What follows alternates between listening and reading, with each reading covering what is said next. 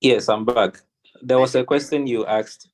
Yes, I said you said it. You expatiated on it during your presentation, but just a few people who join us late, or just for emphasis, I want you to help me explain to us all what is food poisoning. Oh, okay. Okay. All right. I hope you can hear me. Loud and clear. Okay. Yeah. So when we say food poisoning, it doesn't necessarily mean that you some patients or Zoko has gone to put some poison in your food. Okay. So that's not what it means, as we see in the movies. It means that you are having signs and symptoms related to your food being contaminated. Okay, your food being contaminated. And the contamination may have occurred either during the preparation, during the storage, or during the time that you are consuming the food.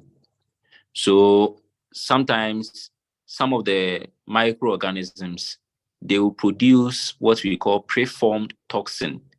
This means that once the food is contaminated, they produce the toxin on the food itself.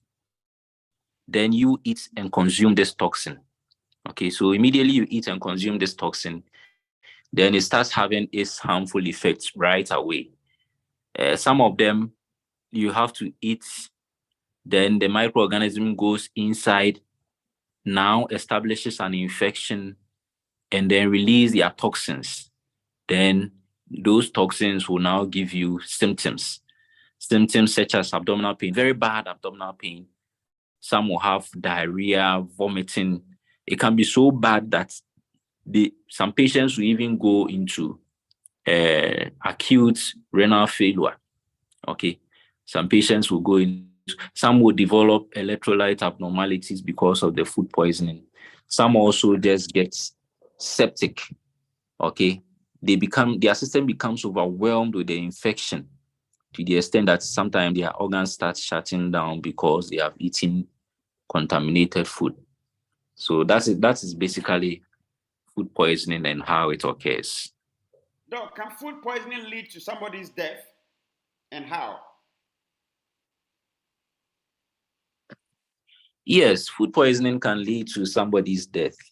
Number one of the commonest symptoms is diarrhea.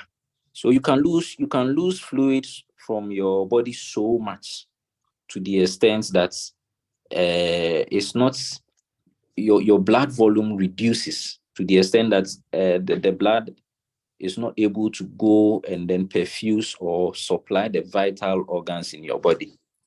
So just by losing a lot of fluid, the person can die. Number two, you also lose electrolytes along with the fluid. And some of the electrolytes, like potassium, for instance, is very essential for the heart to function. So if you lose so much potassium, the heart may stop functioning. And then sometimes the infection itself, the bacteria, because of the toxin they have produced, that person gets what we call sepsis. And sepsis, as we have come to know, is a multi-systemic disease. It affects almost all the organs in your body. So the sepsis can cause your kidneys to shut down. It can cause your heart to malfunction. It can cause your lungs to malfunction. It can cause the brain to malfunction. And all these effects can definitely lead to somebody losing their life.